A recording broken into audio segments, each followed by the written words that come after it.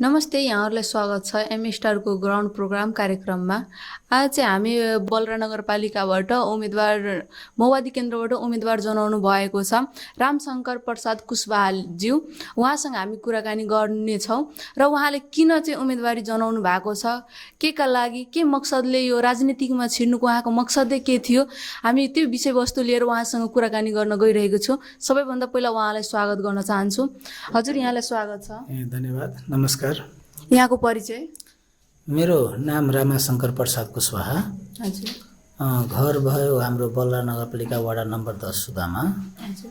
म अहिले नेकपा माओवादी केन्द्रको नगर प्रमुख प्रत्याशी। अनि यहाँले चाहिँ प्रमुखमा चाहिँ उम्मेदवारी दिनुको कारण मकसद के थियो यहाँको?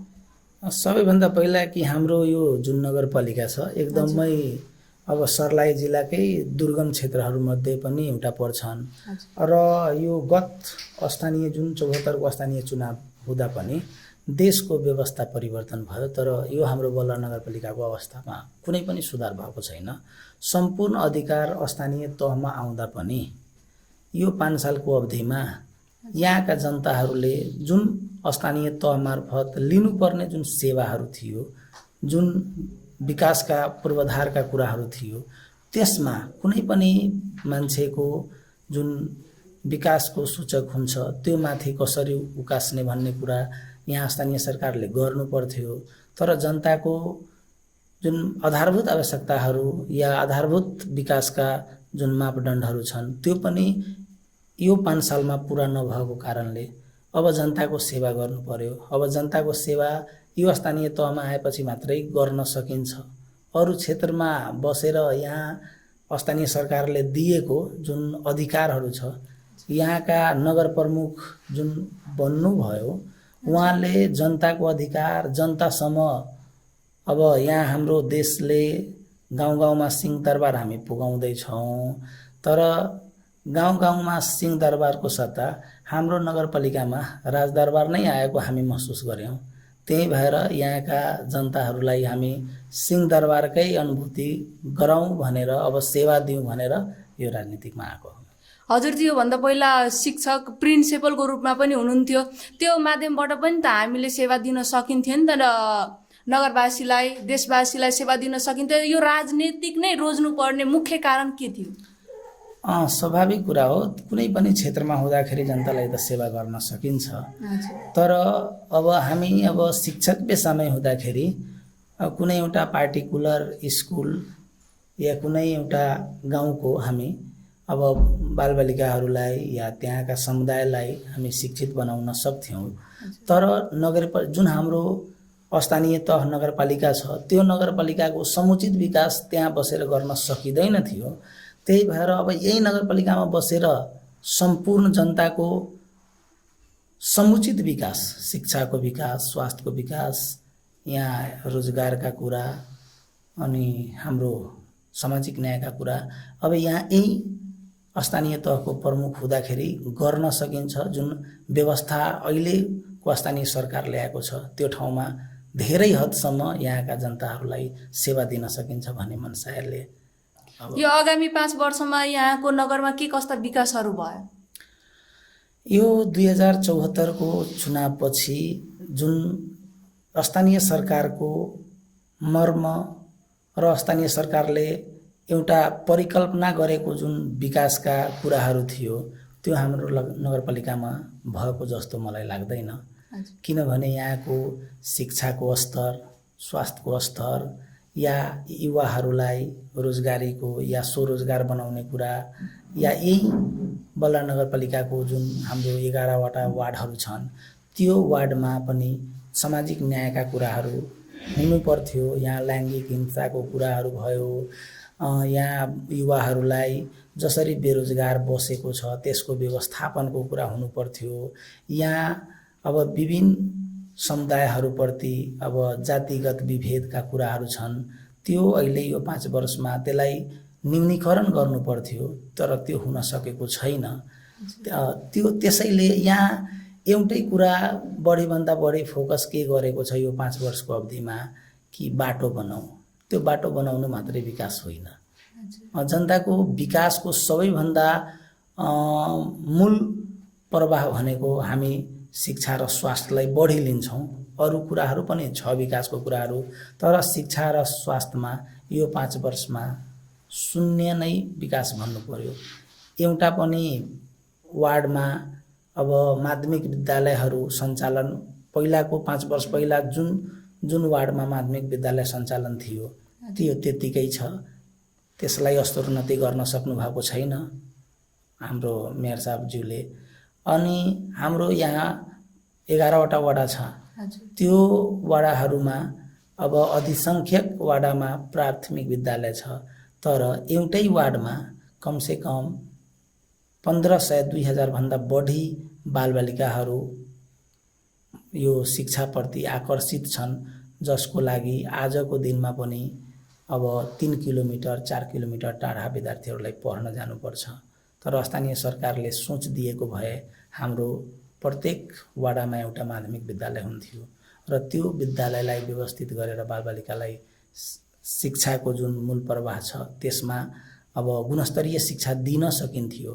तर हाम्रै नगरपालिकाको जुन हाम्रो 5वटा माध्यमिक विद्यालयहरू छन् त्यसमा विद्यार्थीको चाप हरेक वार्डमा माध्यमिक विद्यालय नभएको कारणले यति चाप छ कि एउटा कक्षामा कमसे कम 100 जना 110 जना यति विद्यार्थीहरू एउटै कक्षामा राखेर गुणस्तरीय शिक्षा दिन सकिँदैन भन्ने हामीलाई लागेको छ। यो आगामी नगर प्रमुखले जुन चासो देखाएन शिक्षामा स्वास्थ्यमा, यहाँहरूको पनि त भूमिका थियो, तर यहाँहरूले पनि आफ्नो भूमिका देखाउनु भएन नि त्यो ठाउँमा।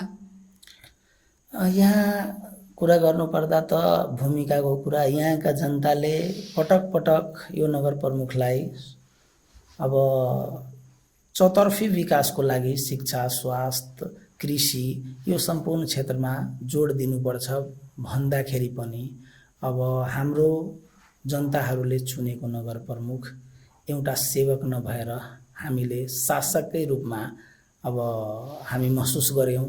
किनकि यो शासन व्यवस्था अब नगरपालिकाको अफिसबाटै केन्द्रबाट नै चल्नु पर्थ्यो, तर यो 5 सालको शासन व्यवस्था राजदरबार जस्तै उहाँले आफ्नै दरबारबाट आफ्नै घरबाट शासन व्यवस्था चलाउनु भयो, जसमा जनताहरूले जति पनि प्रयास गर्दाखेरि उहाँको केही लागेन र आफ्नो मन परे ढंगले गर्नुभयो। त्यसमा जनताले नगरेको होइन, धेरै गर्न खोज्यो तर जनताको कुरा सुन्नु भएन। अब जनताको यो 5 वर्षमा कुरा नसुनिदिएपछि अब फेरि परिवर्तन गर्ने बेला आएको छ। अब उहाँले गरेको कुराहरू अहिले यो हाम्रो स्थानीय चुनाव जुन छ 2079 को यो चुनावमा जनताले उहाँको मूल्याङ्कन पक्कै गर्नुहुनेछ कि के कति उहाँले विकास गर्नुभयो। जनताले सोचेको विकास उहाँले गर्दिन सक्नु भएन। अब त्यो कुरा जनताले अहिलेको जुन मूल्याङ्कन गर्ने बेला आएको छ यसमा पक्कै पनि गर्नुहुन्छ। यहाँको नगरको वासीले यहाँलाई नै भोट किन? सबैभन्दा पहिला एउटा स्थानीय सरकारको प्रमुख हुनलाई अब सकेसम्म स्थानीय सरकारको जति अधिकार छ त्यो अधिकार बुझ्ने खाले एउटा प्रतिनिधि चाहिन्छ, जसमध्ये मलाई लाग्छ कि त्यो स्थानीय सरकारको जति अधिकार छन् अनि जे काम गर्नुपर्ने छ त्यो कुरा यहाँका जनताले अब बुझ्नुपर्छ कि एउटा युवा एउटा शिक्षित जनप्रतिनिधि भयो भने यो नगरपालिकाको विकास हुन्छ। त्यो मध्ये मलाई लाग्छ कि म जनतालाई यो नगरपालिकाको नेतृत्व गर्न म सक्षम छु।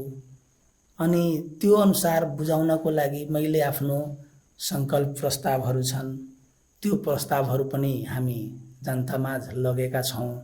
अनि त्यो प्रस्तावहरू र योजनाहरूमा जनताहरूले पक्कै पनि आकर्षित हुनुहुनेछ, त्यो म विश्वास भ्रष्टाचार नगर्ने भयो। यो राजनीति किन? राजनीतिक अब सबैभन्दा पहिला एउटा देशकै कुरा गर्नुपर्दा अब राजनीतिलाई भ्रष्टाचारको अब एउटा थलो नै यो देशमा हामी महसुस गर्छौं। तर भ्रष्टाचार जबसम्म भयो भने तबसम्म कुनै पनि ठाउँ, कुनै पनि समाज, कुनै पनि देशको विकास हुँदैन। त्यही भएर अब हामी विशुद्ध अब अरू प्रोफेसन अरू कुरा छोडेर राजनीतिकमा विशुद्ध सेवा गर्न आएका छौं। यो हाम्रो नगरपालिकामा यो गत 5 वर्षमा भएको जुन भ्रष्टाचार छन् त्यो भ्रष्टाचारलाई अब हाम्रो नेतृत्वमा आएपछि त्यसलाई हामी अब जिरो टोलरेन्स भन्छ नि, हामी भ्रष्टाचारलाई शून्यमा झार्छौँ। अब त्यो अब अहिलेकै 5 वर्षको अवस्था हेर्दाखेरि अब त्यहाँ प्रत्यक्ष रूपमा बुझेर पनि सुनेर पनि कमसेकम 20% देखि लिएर 50% सम्मको बार्गेनिङमा पनि धेरै योजनाहरूमा यहाँ काम भएको छ यो। अनि त्यसको बारेमा पनि कुरा उठाउँदाखेरि, त्यसको बारेमा पनि सूचना माग गर्दाखेरि जनताको एउटा अधिकार हो कि कमसेकम सूचना प्रवाह गरौँ। तर यहाँका जनतालाई यहाँका जनप्रतिनिधिलाई नै 5 वर्षसम्म सूचना दिएको छैन। अनि जब जनप्रतिनिधिले नै एउटा नगरपालिकाको सूचना पाउँदैन भने त जनता त्यो सूचनाबाट कतिको वञ्चित भएको छ र कुन योजनामा कति लागत लागेको छ, त्यो लागत अनुसारको उपलब्धि छ कि छैन, त्यो जनताले यहाँको बुझ्न सकेको छैन। कमसेकम त्यो जनताले ल यो योजना यति लागतको हो र यसबाट यति काम हुनुपर्ने थियो तर यतिकै भएको छ भने छर्लङ्ग भ्रष्टाचार देखिन्थ्यो। तर भ्रष्टाचार भन्नुपर्दा यहाँ चलाएका जुन योजनाहरू उपभोक्ता समितिले चलायो र उपभोक्ता समितिकै भनाइअनुसार हामीले यो 25% तिरेर योजना पारेको हो, कसैले 35% तिरेर, त त्यो आधारमा यो नगरपालिकाको जुन भ्रष्टाचारको जुन सीमा छ त्यो यो 5 वर्षमा त्यो भ्रष्टाचारको सीमा नै नाघेको छ। तर अब यो जबसम्म भ्रष्टाचारलाई नियन्त्रण गरिँदैन तबसम्म सायद लाग्दैन कि यो परिवर्तन हुन्छ, यो विकास सम्भव छ। त्यसैले हामी युवाको नेतृत्वमा आयो भने अब युवाले यही नगरपालिकाको भागडोर आफ्नै हातमा आयो भने युवाले हरेक कुराको अब सही निर्णय लिन्छन् र सही तरिकाले सञ्चालन गर्छ भन्ने मलाई लाग्छ। राजनीतिकमा आउनुभन्दा त पहिला यहाँको त केही प्रतिबद्धता होला नि त, प्रतिबद्धता गर्नुभएको होला, के कस्ता प्रतिबद्धता छ यहाँको? राजनीतिकमा त अब आउनु नै अब यो यहाँका जनताहरूले अब भोगेका दुख र यो जनताले यहाँले मागेको एउटा यो नगरपालिकाको नेतृत्व एउटा असल व्यक्तिले गरिदिएपछि मात्र सम्भव हुन्छ भने जनताहरूको माग अनुसार नै मैले आफ्नो यहाँ यो नगरपालिकाको नगर प्रमुखको लागि उम्मेदवारी दिएको छु। अधिसङ्ख्यक वार्डका जनताहरूले अनि एउटा राम्रो व्यक्ति आउनुपर्छ भनेर हामी खोज्यौँ, हाम्रो समूहले नै खोजे कि कमसेकम एउटा शिक्षित आउनुपर्छ भन्ने खोज्दाखेरि पनि अब यो राजनीतिक यति एउटा अब नेपालको परिवेशमा यस्तो दलदल हो कि यो दलदलमा धेरैले आउनै नखोज्ने। अब राम्रो व्यक्ति आएन भने कुनै पनि ठाउँको र देशको निकासै हुँदैन। अनि त्यही सन्दर्भमा अब धेरैजनाको अब एउटा साझा उम्मेदवारको रूपमा मलाई अगाडि प्रस्ताव गर्यो मान्छेले, जनताले। अनि त्यो प्रस्ताव स्वरूप लास्टमा अब कोही आएन भने कमसेकम त एउटा शिक्षित व्यक्ति कमसेकम यो स्थानीय सरकारको नेतृत्व लिँदाखेरि धेरै हदसम्म जनताको हरेक आवश्यकताहरूलाई, हरेक कुराहरूलाई राम्रो तरिकाले यो स्थानीय सरकारको जुन अधिकार छ त्यो अधिकारको समुचित प्रयोग गरेर जनतालाई सेवा दिन सकिन्छ भन्ने मनसाय आफूमा पनि आयो र त्यो प्रस्तावलाई स्वीकार गरी यो नेकपा माओवादी केन्द्रबाट मैले आफ्नो यो बलराम नगरपालिकाको नगर प्रमुखमा उम्मेदवारी दिएको छु।